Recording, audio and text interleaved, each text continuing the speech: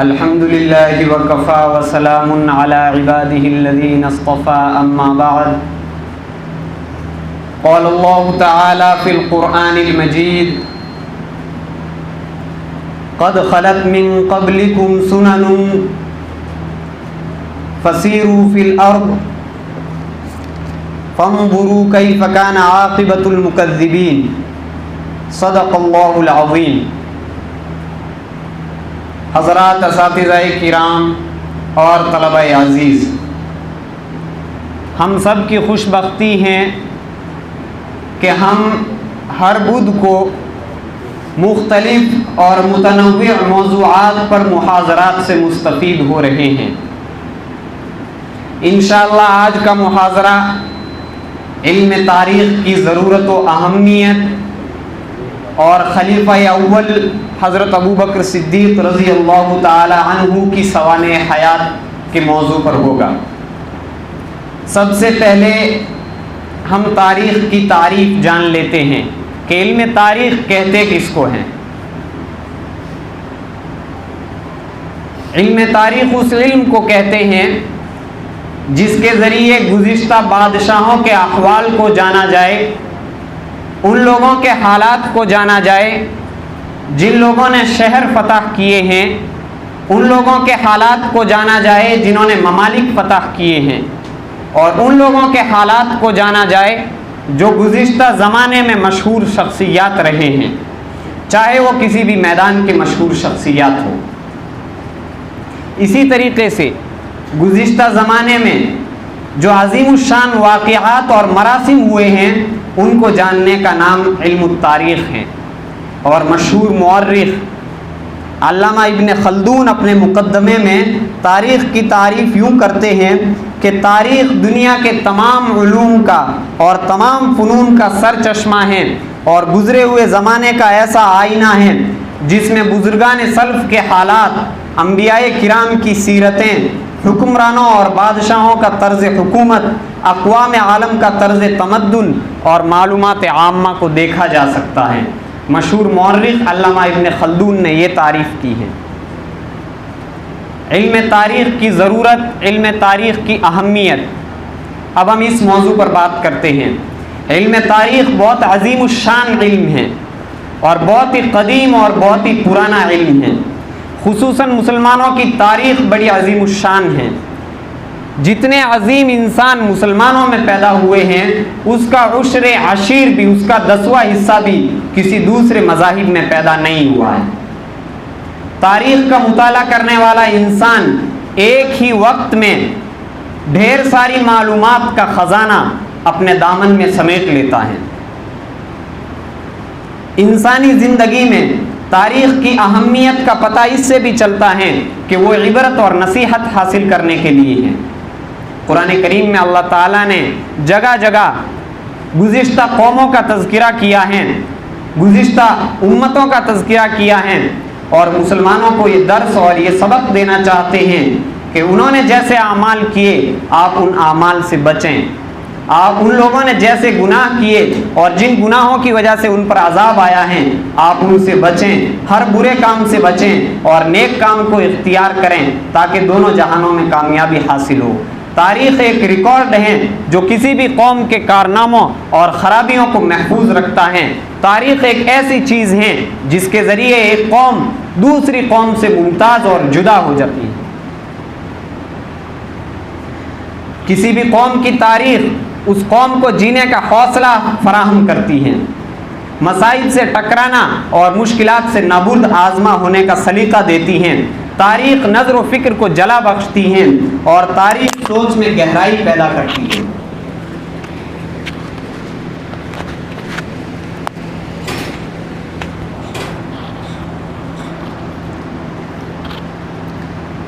تاریخ کسی بھی قوم میں جرأت و ہمت پیدا کرتی ہیں، ماضی کی غلطیوں سے متنبع کرتی ہیں، لہذا ہر قوم کو اپنی تاریخ ضرور یاد رکھنی چاہیے۔ بدقسمتی ہے ہمارے مدارس کی کہ یہاں پر تاریخ کی جانب توجہ نہیں دی جاتی، یہ ہمارے مدارس کی بدقسمتی ہے کہ ہم تاریخ کی جانب توجہ نہیں دیتے ہیں۔ اور بالخصوص جس دور میں اور جس ملک میں ہم رہ رہے ہیں، جہاں تاریخ کو بدلا جا رہا ہے، جہاں شہروں اور سڑکوں تک کے نام بدلے جا رہے ہیں، اور جہاں ہمارے اکابر کی روشن اور مستقل اور ایک تابناک تاریخ کو مسخ کرنے کی کوشش کی جا رہی ہے، بلکہ مسخ کیا جا چکا ہے، وہ خدا ترس، وہ ولی اللہ اور وہ عوام کے غمخوار حکمران جو بہت ہی خدا ترس ہیں، ان کو ڈاکو اور قاتل کہا جا رہا ہے، اور ملک کے چپے چپے میں اور ملک کا گوشہ گوشہ اور ملک کا چپا چپا زعفرانی رنگ میں رنگ دیا گیا ہے۔ ہر پسماندہ علاقہ اور ہر پسماندہ طبقے پر ہندوتوے کا اثر ظاہر ہو رہا ہے۔ تو ایسے پرآشوب دور میں ہمارے لیے تاریخ کا مطالعہ کرنا اور تاریخ میں گہرائی اور گہرائی پیدا کرنا اور دنیا کو حقیقت سے آشنا کروانا، دنیا کو سچائی بتانا ہمارے لیے ضروری ہو جاتا ہے۔ اسلامی تاریخ کی جب بات کی جائے تو اسلامی تاریخ کا دور بہت وسیع ہے، اور خلفائے راشدین کا دور، خلفائے راشدین کا زمانہ اس کا حسین اور زرعی باب ہے۔ سب سے پہلے خلیفہ اول حضرت ابوبکر صدیق رضی اللہ تعالی عنہ، ہم مختصراً ان کی سوانح حیات کے بارے میں جان لیتے ہیں۔ حضرت ابوبکر رضی اللہ تعالی عنہ بحیثیت خلیفہ، اس عنوان پر انشاءاللہ آئندہ کبھی کلام کیا جائے گا۔ سب سے پہلے ہم جان لیتے ہیں کہ حضرت ابوبکر رضی اللہ تعالی عنہ کون ہیں، ان کی شخصیت کیا ہے، ان کی سوانح حیات کیا ہیں۔ آج کے محاضرے میں ہم صرف اسی پر اکتفا کریں گے۔ حضرت ابوبکر رضی اللہ تعالی عنہ کا نام عبداللہ ہے، اور ابوبکر کنیت ہے۔ حضرت ابوبکر رضی اللہ تعالی عنہ کا نام عبداللہ ہے اور ابوبکر کنیت ہے۔ صدیق اور عتیق آپ کا لقب ہے۔ صدیق لقب کیوں پڑا اور عتیق لقب کیوں پڑا، اس کی بھی وجہ تسمیہ انشاءاللہ بتائی جائے گی۔ حضرت ابوبکر رضی اللہ تعالی عنہ کی ماں کا نام سلمہ ہے اور ان کی کنیت ام الخیر ہے۔ حضرت ابوبکر رضی اللہ تعالی عنہ کا سلسلہ نسب چھٹی پشت پر، چھٹی پیڑھی پر رسول اللہ صلی اللہ علیہ وسلم سے ملتا ہے۔ آپ علیہ الصلاۃ والسلام کی پیدائش کے 2 سال بعد میں حضرت ابوبکر رضی اللہ تعالی عنہ پیدا ہوتے ہیں۔ اسلام قبول کرنے سے پہلے حسن اخلاق، امانت اور خاندانی وجاہت میں حضرت ابوبکر رضی اللہ تعالی عنہ ایک امتیازی حیثیت رکھتے ہیں۔ آپ ایک دولت مند تاجر تھے، متمول تاجر تھے، اور آپ اپنی دولت کے ذریعے اور آپ اپنے مال کے ذریعے مفلسوں کا تعاون کیا کرتے تھے، حاجت مندوں کا تعاون کیا کرتے تھے اور مہمانوں کا خیال رکھا کرتے تھے۔ زمانہ جاہلیت میں خون بہا کا مال جو کچھ ہوتا تھا وہ حضرت ابوبکر رضی اللہ تعالی عنہ کے پاس میں جمع رہا کرتا تھا، اور حضرت ابوبکر رضی اللہ تعالی عنہ علم الانساب یعنی نسب کو جاننا، پیڑھیوں کو جاننا، اس علم کے بھی حضرت ابوبکر رضی اللہ تعالی عنہ بہت بڑے ماہر تھے۔ آپ علیہ الصلاۃ والسلام کو جب نبی بنایا گیا اور آپ علیہ الصلاۃ والسلام نے جب اسلام کی دعوت اور تبلیغ شروع کی ہے، تو آزاد آدمیوں میں سب سے پہلے جس نے اسلام قبول کیا ہے وہ حضرت ابوبکر صدیق رضی اللہ تعالی عنہ ہیں۔ چنانچہ رسول اللہ صلی اللہ علیہ وسلم ارشاد فرماتے ہیں کہ میں نے جس کسی انسان کے سامنے اسلام کی بات رکھی، میں نے جس بندے کے سامنے بھی اسلام کی دعوت اور تبلیغ کی، تو اس نے غور و تأمل کیا، وہ تھوڑی دیر کے لیے جھجک گیا، لیکن حضرت ابوبکر رضی اللہ تعالی عنہ ذرہ برابر بھی نہ جھجکے۔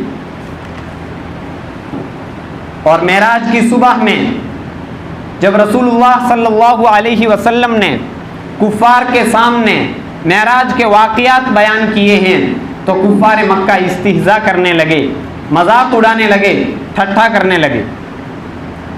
راستے میں کہیں حضرت ابوبکر صدیق رضی اللہ تعالیٰ عنہ مل گئے۔ کفار نے کہا کہ آپ کا ساتھی محمد اس سے پہلے تو نبوت کا دعویٰ کرتا تھا، وحی اترنے کا دعویٰ کرتا تھا، اب وہ یہ کہہ رہا ہے کہ میں راتوں رات معراج پر جا کر کے آیا ہوں، میں راتوں رات معراج کی سیر کر کے آیا ہوں، کیا آپ اس عجیب بات کو تسلیم کر لیں گے؟ حضرت ابوبکر صدیق رضی اللہ تعالیٰ عنہ نے کہا کہ میں اس سے بھی عجیب بات کو تسلیم کر لوں گا۔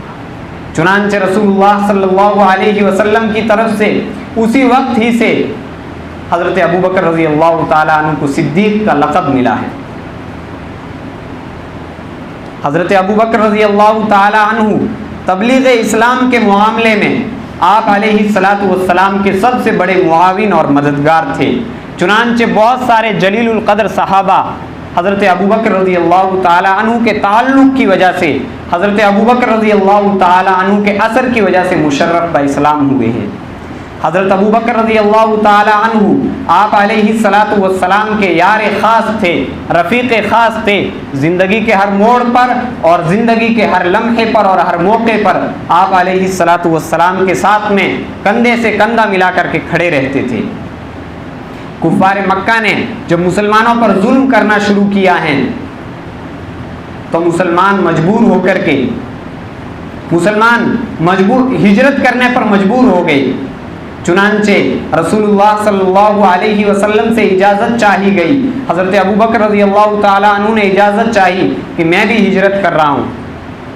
آپ علیہ الصلاۃ والسلام نے ہجرت کی اجازت دے دی۔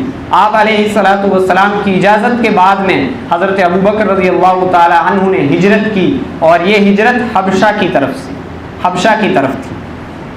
جب حضرت ابوبکر رضی اللہ تعالیٰ عنہ ہجرت کرتے کرتے ہجرت کے سفر میں جب مقام برق الغمات پر پہنچتے ہیں تو وہاں ایک سردار سے ملاقات، قارہ کے سردار ابن الدغنہ سے ملاقات ہوتی ہے۔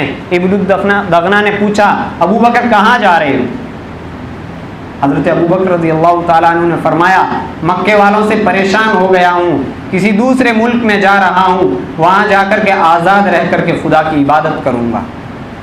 ابن الدغنہ نے کہا ابوبکر تم جیسے لوگوں کو جلا وطن نہیں کیا جا سکتا، تم جیسے لوگوں کو ملک بدر نہیں کیا جا سکتا، تم بہت اچھے انسان ہو، تم مفلسوں کی امداد کرتے ہو، تم حاجت مندوں کا تعاون کرتے ہو، تم میرے ساتھ چلو، میں تمہیں اپنی پناہ میں واپس لے چلتا ہوں۔ چنانچہ حضرت ابوبکر رضی اللہ تعالی عنہ ابن الدغنہ کی پناہ میں واپس مکہ چلے جاتے ہیں۔ ابن الدغنہ نے اعلان کیا کہ ابوبکر میری پناہ میں ہیں، ابوبکر کو کوئی تکلیف نہیں پہنچائے گا، ابوبکر میری پناہ میں ہیں۔ کفار نے کہا کہ ہم ابوبکر سے کچھ نہیں کہیں گے، لیکن شرط یہ ہے کہ ابوبکر رضی اللہ تعالیٰ عنہ کو یہ کہہ دیا جائے کہ وہ خاموشی کے ساتھ میں عبادت کرے، اسلام کی دعوت و تبلیغ نہ کرے۔ کچھ دنوں تک حضرت ابوبکر صدیق رضی اللہ تعالیٰ عنہ اس شرط پر عمل کرتے رہے اور خاموشی کے ساتھ اللہ تعالیٰ کی عبادت کرتے رہے، لیکن حضرت ابوبکر رضی اللہ تعالیٰ عنہ کی آزاد طبیعت نے یہ گوارا نہ کیا اور پھر سے اسلام کی دعوت و تبلیغ شروع کر دی۔ کفار مکہ نے ابن الدغنہ سے کہا کہ ابوبکر نے پھر سے تبلیغ شروع کر دی ہے۔ ابن الدغنہ حضرت ابوبکر رضی اللہ تعالیٰ عنہ کے پاس آیا اور آ کر کے کہنے لگا کہ میں نے تمہیں پناہ دلوائی تھی اور تم نے اس شرط کو توڑ دیا۔ حضرت ابوبکر رضی اللہ تعالیٰ عنہ نے کہا مجھے تمہارے پناہ کی کوئی ضرورت نہیں ہے، مجھے اللہ کی پناہ کافی ہے، اور مسلسل دعوت و تبلیغ میں مشغول رہے۔ پھر جب صورتحال یہ بن گئی کہ مکہ والوں نے اہل اسلام کا مکہ میں رہنا دوبر کر دیا، اہل اسلام کی زندگی مکہ میں مشکل ہو گئی اور ان پر مسائل کے پہاڑ توڑے جانے لگے، تو اللہ تعالیٰ کی طرف سے حکم نازل ہوا کہ مکہ چھوڑ کر کے مدینہ کی جانب ہجرت کی جائے۔ چنانچہ دوپہر کے وقت میں چلچلاتی دھوپ میں رسول اللہ صلی اللہ علیہ وسلم حضرت ابوبکر رضی اللہ تعالیٰ عنہ کے گھر آتے ہیں اور آ کر کے اپنے ارادے کا اظہار کرتے ہیں کہ اللہ کی طرف سے حکم اترا ہے کہ ہجرت کر لی جائے۔ اپنے ارادے کا اظہار فرمایا۔ حضرت ابوبکر رضی اللہ تعالیٰ عنہ نے پوچھا کیا میں بھی آپ کے ساتھ ہجرت کر لوں؟ اللہ کے نبی نے فرمایا ہاں تم بھی تیاری کر لو۔ حضرت ابوبکر رضی اللہ تعالیٰ عنہ کہنے لگے کہ میں نے پہلے سے 2 اونٹنیاں تیار کر رکھی ہیں، ہجرت کے سفر میں جتنے بھی سامان کا انتظام ہوتا ہے وہ حضرت ابوبکر رضی اللہ تعالیٰ عنہ کے گھر سے ہوتا ہے. حضرت عائشہ رضی اللہ تعالی عنہا اور حضرت اسماء رضی اللہ تعالی عنہا یہ دونوں حضرت ابوبکر رضی اللہ تعالی عنہ کی بیٹیاں ہیں. انہوں نے سامان سفر تیار کیا ہے. اور حضرت عبداللہ جو حضرت ابوبکر رضی اللہ تعالی عنہ کے بیٹے ہیں ان کے حوالے یہ خدمت کی گئی کہ آپ مکے میں جو کچھ چل رہا ہے، مکے کے جو کچھ حالات ہیں وہ حالات پیچھے ہم تک پہنچائیں گے. یہ ذمہ داری حضرت عبداللہ کے سر رکھی گئی. اور حضرت ابوبکر رضی اللہ تعالیٰ عنہ کے غلام عامر بن فہیرہ ان کے ذمہ یہ خدمت لگائی گئی کہ آپ بکریاں لے کر کے غار ثور پر چلے آیا کریں اور تازہ دودھ پلایا کریں گے. ان انتظامات کے بعد میں رسول اللہ صلی اللہ علیہ وسلم نے حضرت علی رضی اللہ تعالیٰ عنہ کو اپنے بستر پر لٹا دیا اور اندھیری رات میں چپکے سے مکے سے نکل گئے. آپ اور حضرت ابوبکر رضی اللہ تعالیٰ عنہ دو آدمی ہیں. اندھیری رات میں چپکے سے مکے سے نکلتے ہیں اور پہلا پڑاؤ اور پہلا مقام غار ثور پر کیا ہے. جب کافروں کو معلوم ہوا کہ وہ اپنی سازش میں ناکام ہو گئے ہیں تو انہوں نے چاروں طرف رسول اللہ صلی اللہ علیہ وسلم کے پیچھے آدمی دوڑائے.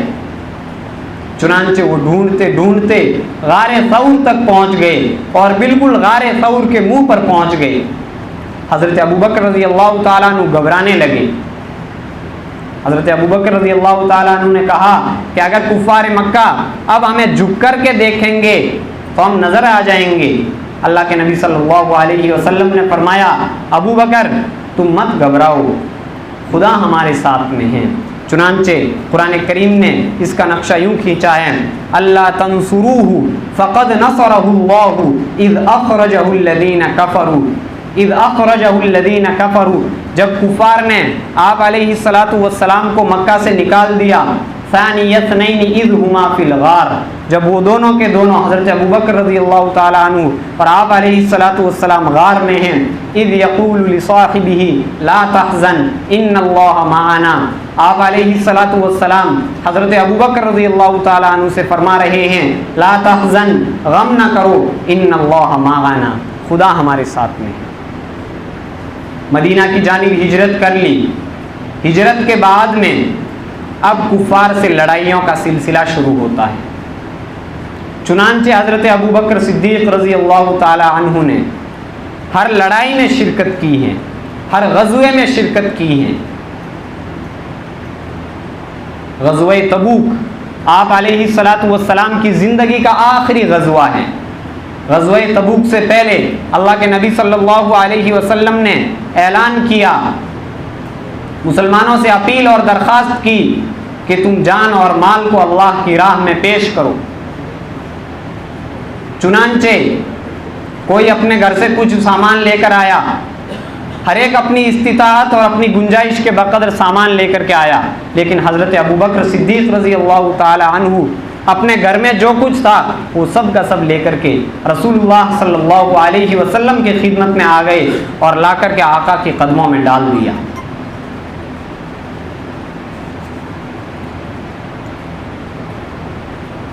آپ علیہ السلام نے اپنی زندگی کے آخر میں اپنے بعد مسلمانوں کا خلیفہ کس کو بنایا جائے یہ بہت اہم مسئلہ تھا.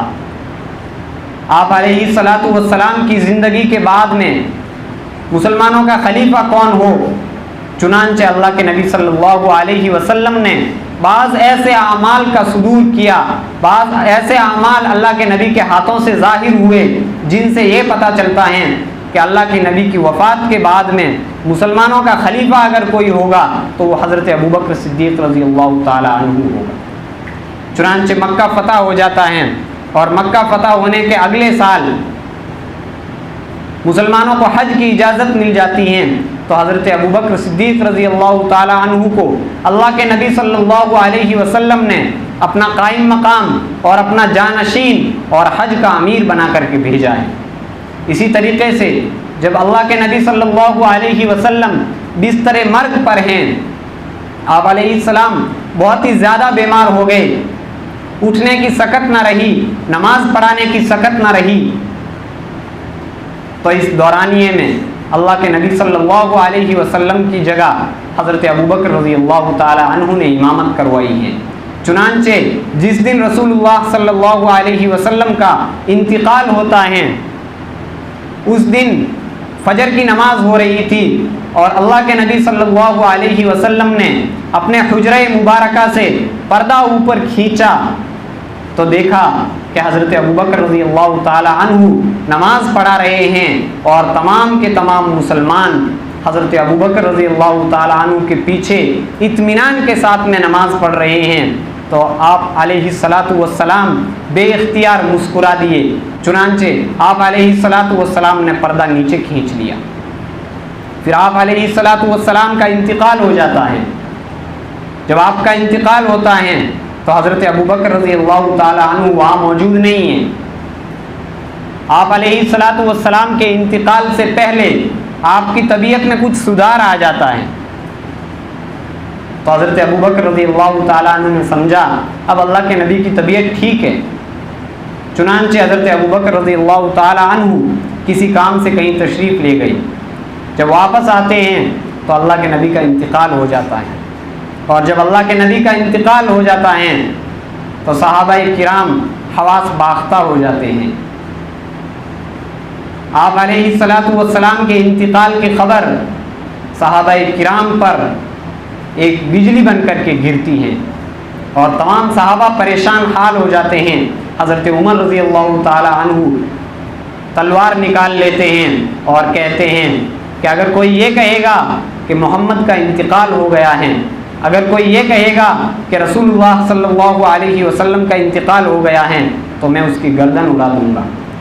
چنانچہ حضرت ابوبکر رضی اللہ تعالی عنہ ایسے نازک موڑ پر اور ایسے نازک موقع پر آگے بڑھتے ہیں اور ایک مسلمانوں سے ایک بلیغ خطاب کرتے ہیں، مسلمانوں کو ایک بلیغ خطبہ دیتے ہیں، جس کے بعد میں تمام کے تمام صحابہ کرام مطمئن ہو جاتے ہیں۔ حضرت ابوبکر رضی اللہ تعالی عنہ نے یہ آیت کریمہ پڑھی، ما محمد الا رسول، کہ محمد صلی اللہ علیہ وسلم صرف ایک رسول ہی ہیں، قد خلت من قبلہ الرسل، آپ سے پہلے اور بھی بہت سارے رسول گزرے ہیں، افإن مات او قتل انقلبتم علی اعقابکم، کیا اگر محمد الرسول اللہ صلی اللہ علیہ وسلم کا انتقال ہو جاتا ہے یا یہ کہ آپ علیہ الصلاۃ والسلام کو نعوذ باللہ اگر قتل کر دیا جاتا ہے، انقلبتم علی اعقابکم، تو کیا تم تمہارے دین سے پھر جاؤ گے؟ تو تمام کے تمام صحابہ کرام مطمئن ہو گئے اور آپ علیہ الصلاۃ والسلام کی جو وفات کی خبر تھی، جو مسلمانوں کے دلوں پر ایک بجلی بن کر کے گری تھی، مسلمانوں کو اطمینان ہو گیا اور آپ علیہ الصلاۃ والسلام کی وفات کو گویا انہوں نے تسلیم کر لیا۔ تو یہ حضرت ابوبکر رضی اللہ تعالی عنہ کی مختصر سوانح حیات ہیں۔ حضرت ابوبکر رضی اللہ تعالی عنہ بحیثیت خلیفہ، حضرت ابوبکر رضی اللہ تعالی عنہ بحیثیت خلیفہ، اس عنوان پر کبھی انشاءاللہ کلام کیا جائے گا۔ آپ حضرات کی سماعتوں کا شکریہ، جزاکم اللہ احسن الجزا۔